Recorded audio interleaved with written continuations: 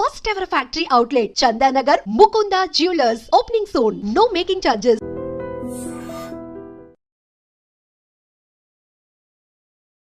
తెలంగాణ రాష్ట్రం ఏర్పడిన తర్వాత మొట్టమొదటిసారిగా ప్రతిపక్షంలో కూర్చున్న తర్వాత కేసీఆర్ విస్తృత స్థాయి సమావేశాన్ని ఏర్పాటు చేశారు. ఆల్మోస్ట్ 8 నెలల తర్వాత తెలంగాణ భవన్కి వచ్చారు. భవిష్యత్తుకు సంబంధించి దిశానిర్దేశం చేశారు. ఎట్ ద సేమ్ టైం 25 ఏళ్ల ఉత్సవాన్ని ఘనంగా జరుపుకోవాలి, ఏడాది పొడుగునా సంబరాలు ఉండాలి అని కార్యకర్తలకు, పార్టీ క్యాడర్కు ఒక దిశానిర్దేశం కూడా చేశారు.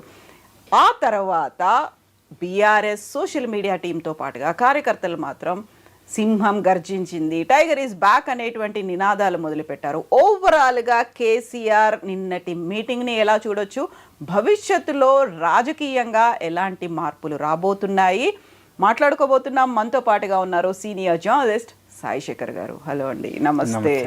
సో మొన్న మనం మీ బుక్ విట్టి లీక్స్ గురించి మాట్లాడుకున్నాం. అందులో అతి పెద్ద టైటిల్తో కేసీఆర్ గురించి మీరు వర్ణించారు. ఒక్కసారి కేసీఆర్ మాట్లాడాడంటే ఇంకా అది నాన్ స్టాప్గా ఉంటుంది, గంటలు పడుతుంది. అండ్ ఒక్క రిపోర్టర్ ఎవరో కవర్ చేయడానికి సరిపోదు, మల్టిపుల్ జర్నలిస్టులు అందరికి కావాల్సిన అవసరం ఉంది. సో నిన్న ఒక బ్యాక్ టు బ్యాక్ లాగా 1.5 hours 2 hours ఆయన మాట్లాడి, ఆ తర్వాత 30-35 మందితో మాట్లాడించి సలహాలు, సూచనలు, ఈ మీటింగ్ని మీరు ఎలా అభివర్ణిస్తారు? ప్రతిపక్ష పాత్ర బ్రహ్మాండంగా పోషిస్తోంది. In a democracy opposition should be healthy. And Telangana ప్రజలు ఇచ్చిన తీర్పు ద్వారా they need a strong opposition అనేది రుజువు చేశారు. ఇకటే మీరు చూస్తే 2014 ఎలక్షన్స్లో యునైటెడ్ ఆంధ్రప్రదేశ్లో ఎలక్షన్స్ జరిగినా తెలంగాణ ఏర్పాటు అనే ఉద్దేశంతోనే జరిగాయి. అప్పుడు కేసీఆర్ గారికి 63 సీట్లు వచ్చినాయి. ఆయన ఆశించిన స్థాయి మెజారిటీ రాలేదు.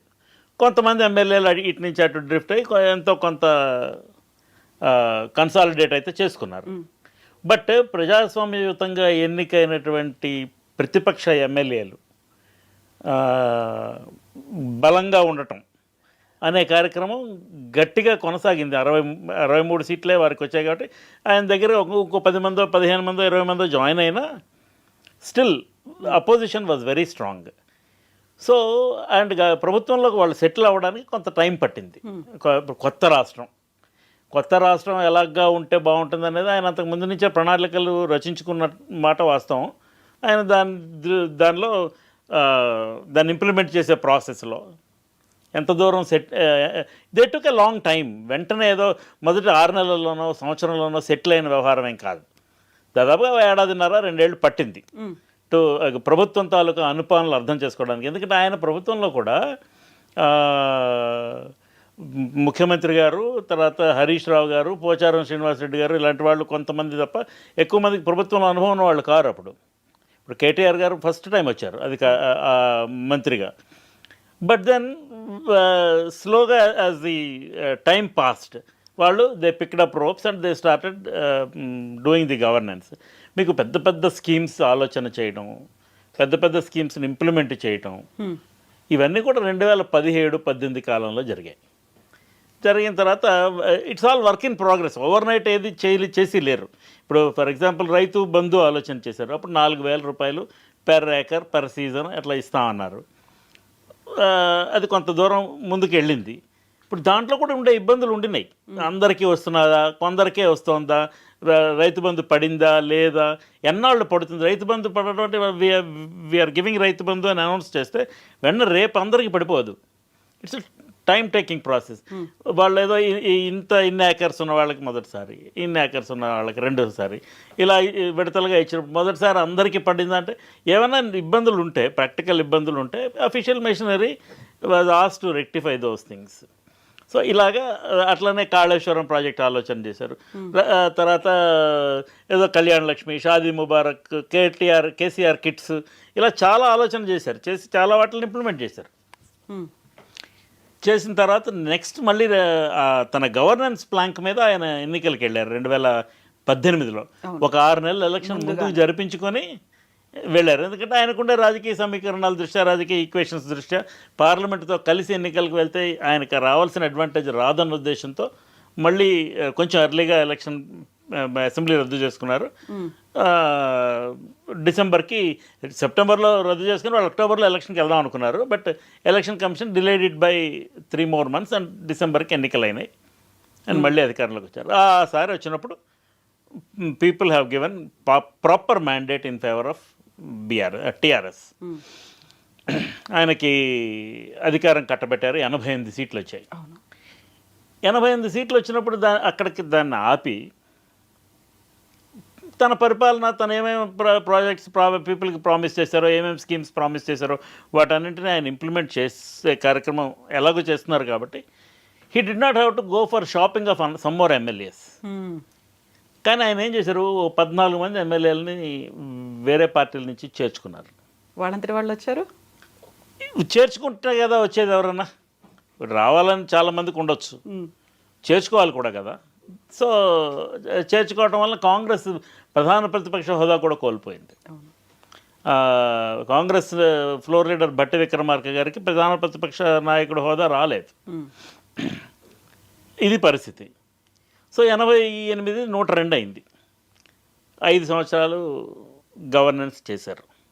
5 సంవత్సరాలు గవర్నెన్స్ చేసిన దాంట్లో పీపుల్ స్టార్టెడ్ అబ్జర్వింగ్ ఎలాగా పరిపాలిస్తున్నారు, వాళ్ళకి కావాల్సిన స్కీమ్స్ వస్తున్నాయా లేదా, పరిపాలనలో ఏమేమి సౌలభ్యాలు ఉన్నాయి, ఏమేమి అడ్వాంటేజెస్ ఉన్నాయి కేసీఆర్ ఉండటం వల్ల, ఏమేమి డిసడ్వాంటేజెస్ వస్తున్నాయనే ఒక ఆలోచన ఒకటైతే మొదలైంది. రేవంత్ రెడ్డి గారు కాంగ్రెస్ పార్టీలో యాక్టివ్ అయ్యి ఆయన రాష్ట్ర అధ్యక్షుడి పదవి తీసుకుని అక్కడి నుంచి అతను కొంచెం గట్టిగా ప్రభుత్వానికి వ్యతిరేకంగా క్యాంపెయిన్స్ మొదలుపెట్టారు. పెట్టి he was largely successful in doing that. అందుకనే అతనికి కూడా మళ్ళీ 2023 ఎన్నికల్లో కేసీఆర్ ప్రభుత్వాన్ని దించేసి రేవంత్ రెడ్డి ప్రభుత్వానికి అధికారం ఇచ్చారు. ఓవర్వెల్మింగ్ మెజారిటీ వల్ల కాంగ్రెస్ పార్టీకి 88 సీట్లు 100 సీట్లు అట్లా రాలేదు. కానీ కేసీఆర్ నష్టపోయింది మాత్రం చాలా ఎక్కువ. Let us see it like this. కాంగ్రెస్కి 64 సీట్లు వచ్చినాయి, 1 సీటు సిపిఐకి వచ్చింది 65.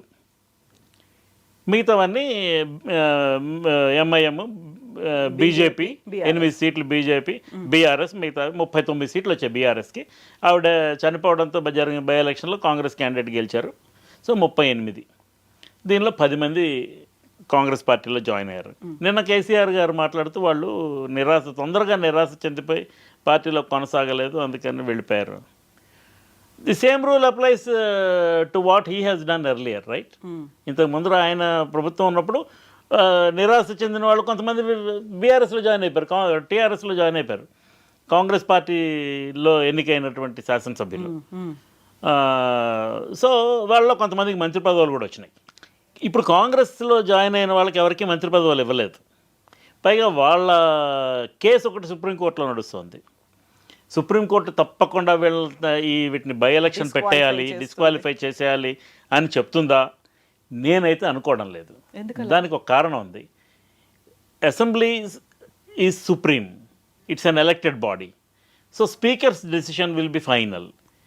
స్పీకర్ని తొందరగా నిర్ణయం తీసుకోండి, లేకపోతే 1 నెలలో నిర్ణయం తీసుకోండి అని ఏదైనా సూచన ఇవ్వవచ్చు సుప్రీంకోర్టు.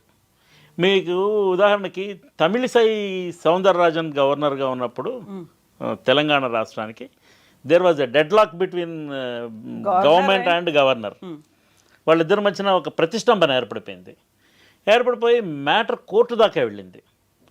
కోర్టు దాకా వెళితే వాదోపవాదాలు గట్టిగా జరిగాయి. ఆవిడ వాదన ఆవిడ పెట్టారు, ఆయన వాదన ప్రభుత్వం పెట్టింది. హూ ఈజ్ రైట్ అనేది పీపుల్కి వదిలేయాలి. సో అక్కడ ఏమైంది, ఆవిడ బీజేపీ లీడర్. సో న్యాచురల్గా సెంట్రల్ గవర్నమెంట్కి టీఆర్ఎస్కి వ్యతిరేకంగా ఉంది.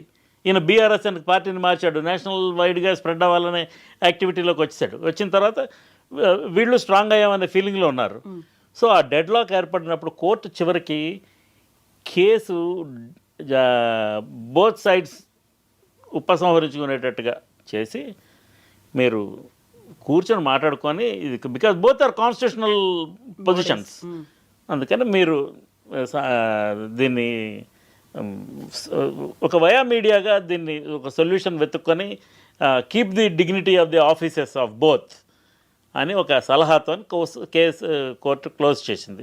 కోర్టు ఏదో ఒక తీర్పు ఇచ్చి ఉండొచ్చు, మీ గవర్నర్ గారిది తప్పనో, ముఖ్యమంత్రి గారిది తప్పనో, ప్రభుత్వానికి తప్పనో, ఏదో ఒక సైడ్ కోర్టు నిర్ణయం తీసుకోవచ్చు. బట్ భారతదేశంలో మన ప్రజాస్వామ్యంలో there are 3 important pillars, which is judiciary. First is legislature, elected representatives of people, then executive, then judiciary. మనం ఏదో మీడియా వాళ్ళు 4th ఎస్టేట్ అనేది ఎడ్మండ్ బర్క్ అప్పుడెప్పుడో బ్రిటిష్ పార్లమెంట్లో మాట్లాడిన దాన్ని అట్రిబ్యూట్ చేసుకొని we also consider ourselves as one of the 4 pillars. But then that apart ఈ మూడు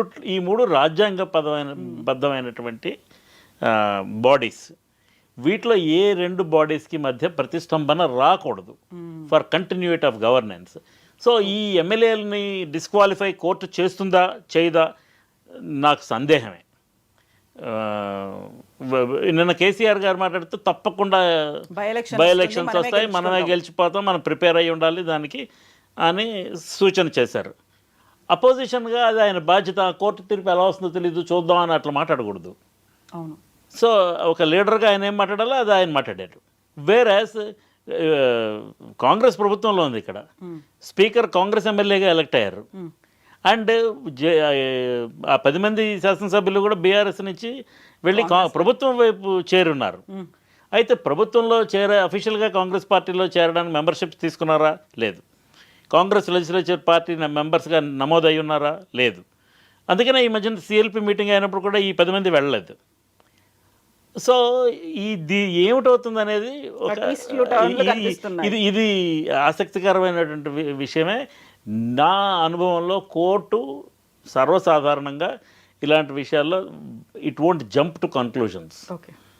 బికాజ్ కోర్టు తాలూకా ప్రధానమైనటువంటి బాధ్యత ఏంటంటే రాజ్యాంగ పరిరక్షణ.